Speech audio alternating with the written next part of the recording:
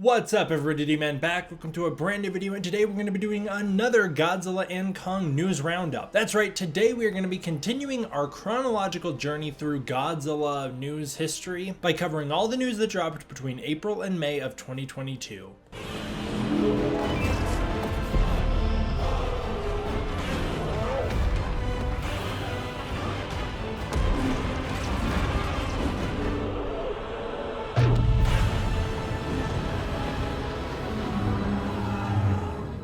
So I've already done a whole video covering the Godzilla vs. Kong Warzone update, which was awesome and came out at this exact time. If you want to go check that out, it's a past video, just go check it out. Otherwise, let's jump into this one. Legendary Comics did a fan art feature featuring art from X Sweaty Compex 14 that has King Kong versus King Caesar. King Caesar is definitely one of the characters that I think fans want to join the MonsterVerse most from the Toho universe. It's one of the ones I see talked about the most, and I really like it because he's an underrated monster. He fits the world and the aesthetic of the MonsterVerse, and after seeing some of Larry Quatch's incredible art featuring King Caesar, I was really sold on the idea that him and Kong could have a really incredible battle. And that being said, don't get your hopes up. I don't think we're going to see King Caesar join the MonsterVerse, but it is cool to talk about. I very much appreciate Legendary for always giving back to the fan community by featuring fan art like this and doing other things to give back to us, so I just wanted to give a shout out to that because I think it's a really neat thing. Alright, Hiya Toys is one that I keep seeing people just get so excited when I mention Hiya. I don't personally understand the hype. I have not been able to afford any of the Hiya figures yet, even though they're not that expensive. I don't have any cash to spend at the moment, so I just haven't gotten any of them, so I don't know why there's so much hype about them, but Hiya Toys announced a Godzilla 2021 featuring 26 points of articulation. This is part of their articulated series. They also have a non-articulated series, but this is part of the articulated series. 26 points of articulation is actually one more point than NECA ever had. Hiya Toys Godzilla 2021 stands at 7.4 inches tall, is 13.26 inches long, and runs you anywhere between $30.13 and $39.99, and that was at the time of release. I'd be willing to bet now if you go back and try and get your hands on a Hiya Toys Godzilla, it's going to be a lot more expensive. These don't release in the United States, which means you do have to import overseas. I'm gonna be honest, because I don't own this figure, it's hard for me to give a good impression of it based on these images that I have here, but it doesn't look like anything that much more special than what NECA was doing. This looks a lot like NECA's Godzilla. This is a Godzilla 2021, and there isn't really any mid-end figures for this, so this goes right alongside the NECA 2019 and fulfills the MonsterVerse Godzilla's destiny. But again, just looking at this, I'm not seeing anything that strikes me as being way better than what NECA was doing. This looks a lot like the NECA sculpts. It does look a little more detailed and a little more in-depth, and I do appreciate that, and I certainly appreciate the face sculpt. I think the face looks a lot better than what NECA did. But on the whole, I'm just happy to celebrate that another mid-end Godzilla figure company exists and is releasing mid-end articulated figures for us fans. It is very nice to not just live in a world dominated by SHMA without any other counterparts. So big shout out to you guys, Hiya Toys. I appreciate you.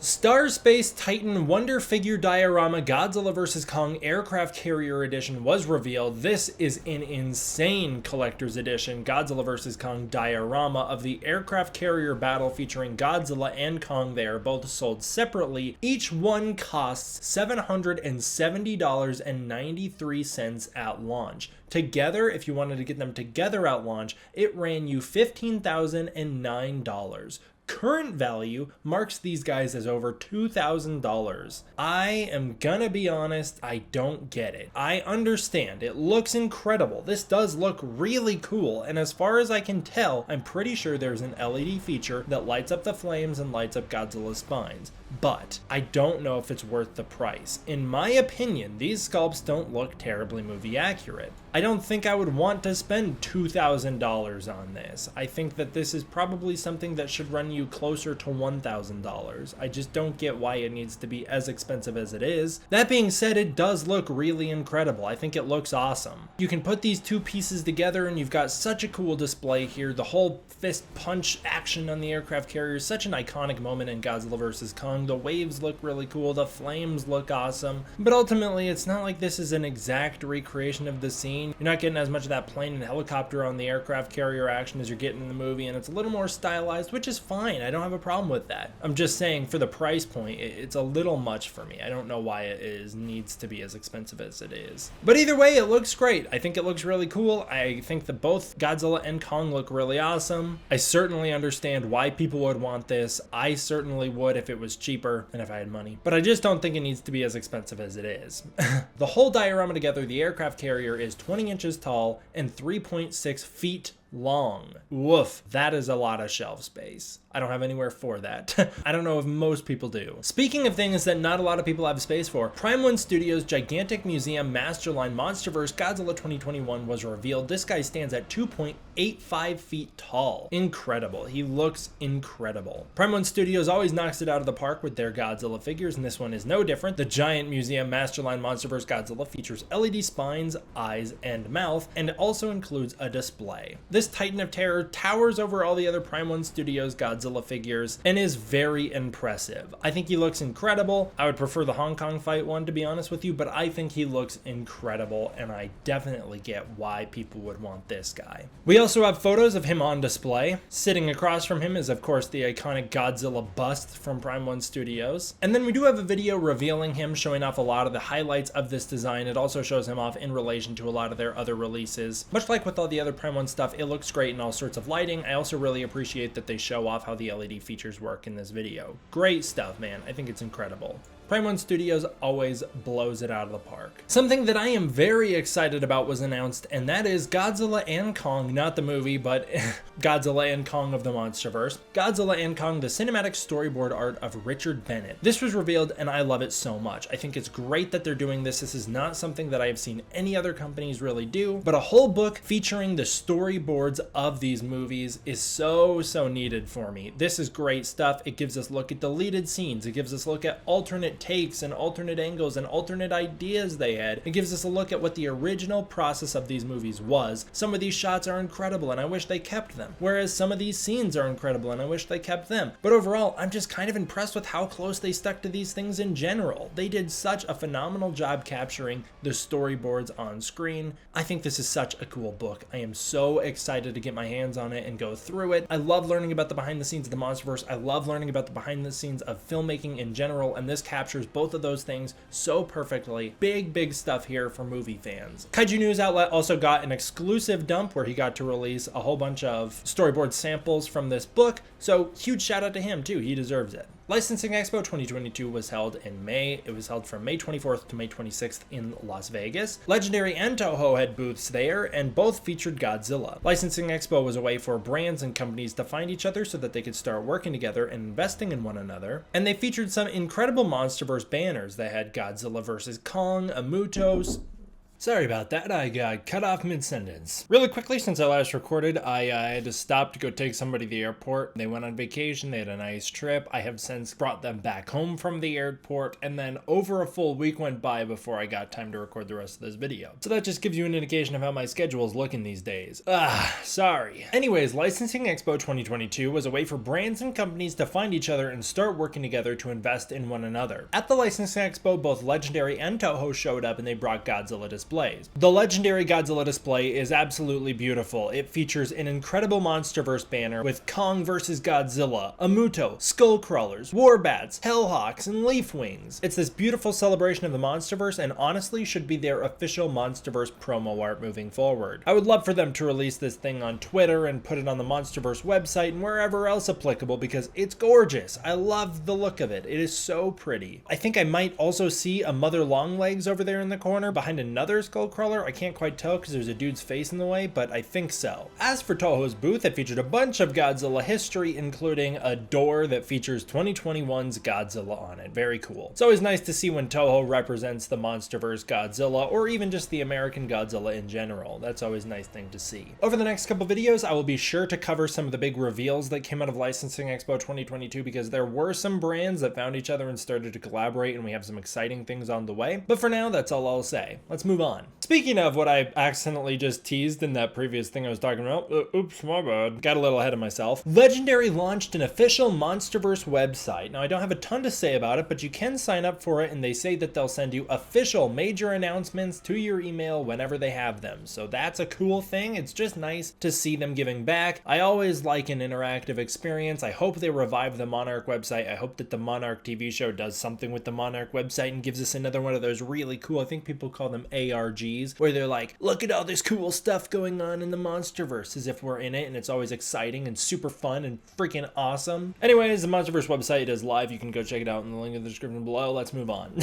This is the biggest story for the video, but Dan Stevens, the star of Adam Wingard's The Guest, is joining the MonsterVerse. He is joining Godzilla vs. Kong as one of its new leads. That is very exciting to hear. Now, the reason that I'm a little skeptical on this is because Dan Stevens already just kind of looks like somebody copy and pasted Nathan Lind. They're kind of both just white guys with blonde hair who are very attractive, and they're very handsome traditional leading men. And I'm hoping that there's a way they differentiate the two. I hope that they have majorly different personalities. I hope that Dan Stevens isn't just a substitute for Nathan Lind, because I have some MonsterVerse tea for you. I don't know if this has been reported yet. If it has, I really gotta get caught up. I'm trying my best here because I'm so far behind. But I'll pour some tea here for you guys. According to my sources, originally when they were in development on this movie, they reached back out to Alexander Skarsgård, who was going to play Nathan Lind again. He was going to reprise that role for Godzilla and Kong. Unfortunately, though, he was not able to return. Now, whether that was because he just had a miserable experience on Godzilla vs. Kong, I don't think so. As far as I can tell, and from what I've heard, it's probably because he was busy filming things like Infinity Pool. Alexander Skarsgård actually has a very busy slate. Not only does he have Infinity Pool and Succession, but he also has things like Documentary Now, or the upcoming projects he's worked on, Lee, The Pack, and Eric Lore. I don't know what any of these projects are, to be honest with you, but that is just a lot of things going on, a lot of things that he's involved with, and a lot of reasons why he wouldn't really be able to return. My best guess is probably he was busy with Infinity Pool and just wasn't able to return for Godzilla because of it. As far as I can tell, he had a great time on Infinity Pool, and it seems that he enjoyed that experience, so I guess good for him, but as far as we are concerned, that's a little disappointing. I mean, maybe I'm one of the only Nathan Lind stands out there, but I really, really like the character. He is one of my favorite protagonists in the MonsterVerse. I think I might enjoy him more than I enjoy any of the cast from Godzilla King of the Monsters. On their own, I think that ensemble is great. But I'm disappointed that Nathan Lind isn't back, and I hope that Dan Stevens' character isn't just a substitute for Nathan Lind, another heroic scientist who fills in that position and works with Eileen Andrews. I hope he has some notable personality difference or something to do other than just be not Nathan Lind. Dan Stevens is an incredible actor. I've only really seen him in The Guest, but what a phenomenal job he does in that movie. The Guest, of course, like I said, is another Adam Wingard picture, which is probably why he's returning here, because he wanted to return to work with director Adam Wingard. That's also probably why Adam Wingard wanted him, because he's like,